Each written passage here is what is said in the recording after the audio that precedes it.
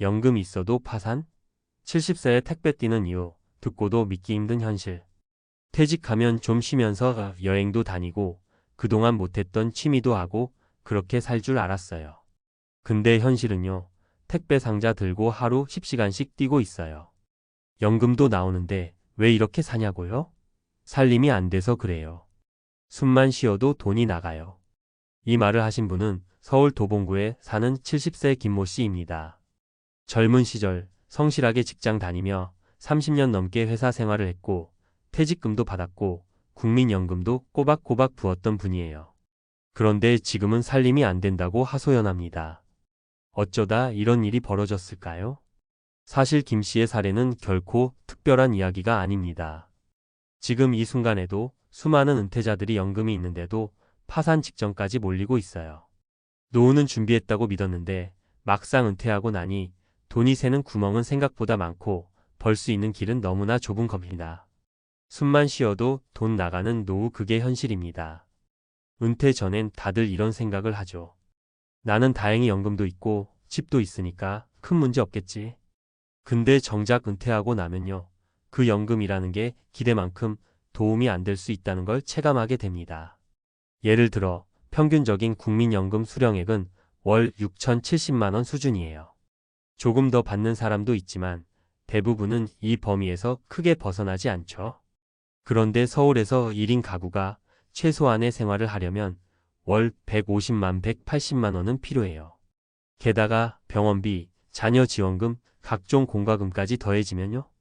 순식간에 마이너스입니다. 실제로 통계청 자료에 따르면 은퇴 후에도 70세 이상 가구의 45%가 소득보다 지출이 많다고 응답했습니다. 특히 65세 이상 고령층의 빈곤율은 OECD 국가 중 한국이 압도적 1위예요. 즉, 연금만으로 노후를 버티기엔 현실이 너무 팍팍하다는 거죠. 사례 1, 내 집 마련이 독이 됐어요. 마이너스 66세 조경자 씨 이야기. 경기도 구리시에 사는 66세 조경자 씨는 퇴직 후 자녀 결혼을 도와주기 위해 전세금을 빼서 큰 돈을 썼습니다. 딸 결혼자금, 아들 학자금 대출 보증, 조카 등록금까지 도와준 결과 남은 건 본인 이름의 아파트뿐이었죠. 문제는 그 집이 현금 흐름을 만들지 못한다는 겁니다. 국민연금은 월 54만 원. 여기에 기초연금을 더해도 80만 원이 안 되는 돈으로 월세, 생활비, 보험료, 병원비까지 감당해야 했어요. 결국 조 씨는 그 집을 담보로 대출을 받기 시작했고 현재는 원리금 상환이 어려워져 경매까지 고려 중입니다. 그녀의 말이 가슴을 찌릅니다. 내 집 하나 남은 게 위안이었는데 이젠 그 집이 짐이 됐어요. 사례, 이 자식한테 미안해서 말도 못했어요. 마이너스 72세 박성환 씨의 고백. 박성환 씨는 40년 넘게 회사에 몸 담으며 번듯한 가장 역할을 했습니다. 퇴직 후에는 연금도 꾸준히 들어왔고 퇴직금도 1억 가까이 받았죠. 그런데 자녀 결혼과 손주 양육을 돕다 보니 어느새 예금은 바닥났고 본인은 아무런 소득 없이 생활비가 매달 마이너스가 되기 시작했습니다. 결국 박 씨는 70세에 택배 아르바이트를 시작했어요. 하루 78시간씩 상자 들고 뛰는 일. 허리 아파도 참고 뛰어요. 자식들한텐 아직 말 못했어요. 알면 속상해할까봐. 박 씨의 사례는 조용히 무너지는 노후의 단면을 보여줍니다. 도와주고 싶은 마음과 현실의 균형을 잃으면 결국 본인이 가장 힘들어지게 됩니다. 사례 3, 소득 없는 노후, 의료비가 무서워요. 마이너스 69세 남모 씨의 고민. 69세 남모 씨는 당뇨와 고혈압을 앓고 있습니다. 병원비만 월 25만 원이 나가고 약값과 정기검진까지 합치면 30만 원이 넘어요. 그런데 연금은 65만 원. 자녀가 있지만 각자 사느라 바빠서 도움을 청하기도 쉽지 않다고 합니다. 그래서 남 씨는 전단지 배포 아르바이트를 하며 의료비와 생활비를 겨우 맞추고 있어요. 몸 아픈 게 제일 무서운 일이에요. 돈이 없으면 병원 가는 것도 눈치 보이니까요. 이처럼 의료비는 노후 빈곤에 보이지 않는 지뢰와 같습니다. 젊을 땐 생각 못하다가 막상 닥치면 가장 먼저 삶을 흔드는 게 병원비거든요. 전문가의 한마디, 노후 파산, 단순히 돈이 없는 게 원인이 아닙니다. 김현숙 가명 은퇴재무설계 전문가는 이렇게 말합니다. 노후 파산의 핵심은 단순히 자산의 크기가 아닙니다. 소비 구조를 은퇴 이후에 맞게 조정하지 못하고 소득 없이 이전처럼 지출하는 데서 문제가 시작되죠. 또한 가장 흔한 실수는 자녀 지원입니다. 내 노후를 준비하는 자산을 자녀 지원으로 소진하는 경우가 너무 많아요. 그런데 그 자녀들도 결국 자기 삶이 바빠서 노부모를 도울 여력이 없는 경우가 대부분입니다. 그녀는 강조합니다. 연금만으론 부족합니다.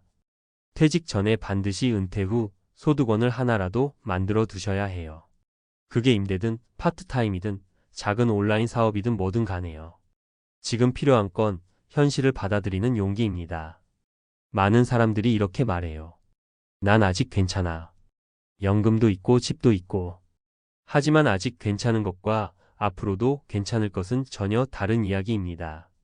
지금이야 생활비가 맞춰질 수 있어요. 하지만 건강이 악화되거나 예상치 못한 사건이 닥치면 평형을 유지하던 삶이 갑자기 무너지기도 합니다. 그러니 지금이라도 점검해 보셔야 해요. 내 노후 지출은 얼마나 되는지, 연금 외에 현금 흐름이 있는지, 내 자산이 언제까지 버텨줄 수 있을지, 마무리하며 파산하지 않는 노후는 미리 만드는 겁니다.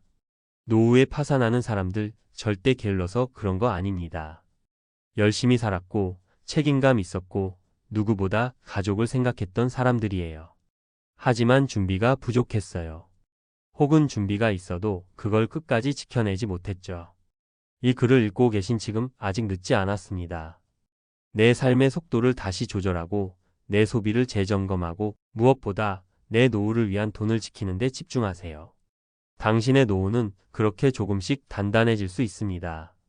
이어서 구체적이고 실용적인 정보를 중심으로 설명해 드릴게요. 은퇴 후 연금 있어도 파산하는 현실을 막기 위해 꼭 알아야 할 핵심 포인트들을 전문가 시각에서 친근하게 풀어보겠습니다. 1. 연금만으로는 부족한 이유, 구체적인 수치로 이해하기. 국민연금 수령액은 평균적으로 월 60만 70만 원 사이예요. 여기에 기초연금과 퇴직연금을 합쳐도 100만 원을 조금 넘는 정도죠. 그런데 서울 기준 1인 가구가 최소 생활비를 유지하려면 월 150만 원 이상은 필요합니다. 즉, 기본연금만으로는 약 50만 60만 원가량의 생활비가 부족하다는 의미예요. 이 금액을 메우지 못하면 결국 예금이나 자산을 깎아 쓰게 되는데 이게 계속되면 순식간에 파산 직전으로 내몰리죠. 2. 은퇴 후 소득원 마련, 꼭 필요한 이유와 현실적인 방법. 전문가들은 퇴직 전에 은퇴 이후 소득원을 하나 이상 만들어라라고 입을 모읍니다. 왜냐하면 연금과 저축만으로는 변동하는 생활비, 의료비, 자녀 지원 비용 등 돌발 변수를 감당하기 어렵기 때문이죠. 그렇다면 어떤 소득원을 만들 수 있을까요? 파트타임 아르바이트 김씨처럼 70세에도 택배, 전단지 배포, 편의점 아르바이트를 하는 경우가 많아요. 신체 건강이 허락한다면 매달 최소 50만 80만 원의 현금 흐름을 만들 수 있습니다. 부동산 임대 아파트나 오피스텔, 상가 등 임대 수익으로 월 50만 원 이상 벌어들이는 경우도 있습니다. 다만 초기 자본과 관리의 어려움, 임대 공실 리스크를 감안해야 해요. 온라인 창업 또는 프리랜서 요즘은 나이 상관없이 온라인 중고거래, 소규모 쇼핑몰 또는 재능을 살린 프리랜서 활동으로 월 30만 50만 원의 수익을 만드는 사례도 늘고 있습니다. 3. 구체적인 사례를 통해 배우는 실패와 성공. 사례 A-소득원 없이 무리한 지출로 파산 직전까지. 70대 초반 김모 씨는 퇴직금을 받고 자녀 지원에 대부분 썼습니다. 월 60만 원 국민연금과 기초연금만으로 생활비를 충당하려 했는데 병원비와 공과금, 생활비로 매달 80만 원 이상 적자였죠. 결국 빚을 내며 버티다가 신용 문제까지 발생했습니다. 사례 B- 부동산 임대로 안정적인 노후 소득 확보. 서울에 1억 원 상당의 원룸을 보유한 68세 박모 씨는 이 원룸을 월 50만 원의 임대에 매달 연금 외 추가 수입을 얻고 있습니다. 이 소득 덕분에 갑작스런 의료비 지출에도 큰 타격 없이 대응할 수 있었죠. 사례 C- 온라인 판매로 월 40만 원 벌며 노후 생활 보완.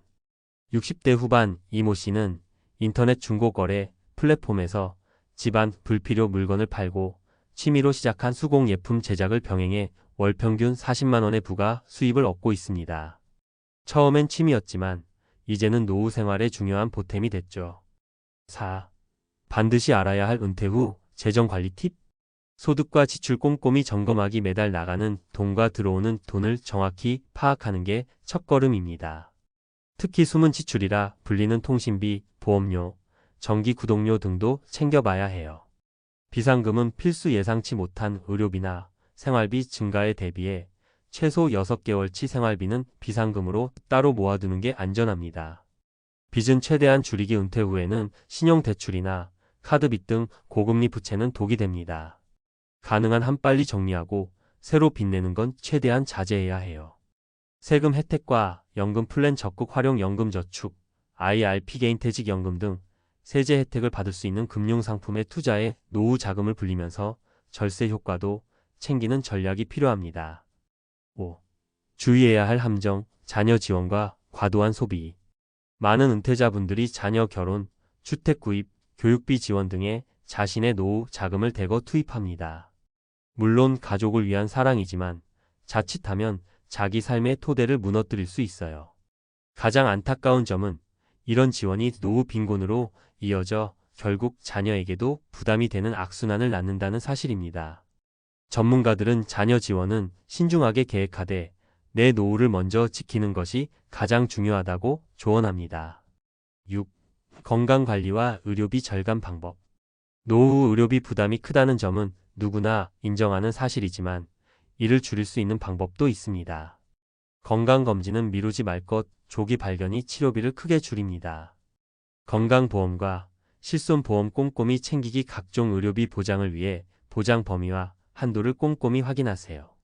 생활습관 개선, 적절한 운동과 식습관 개선으로 만성질환 악화를 막는 게 장기적으로 병원비 절감에 효과적입니다. 7.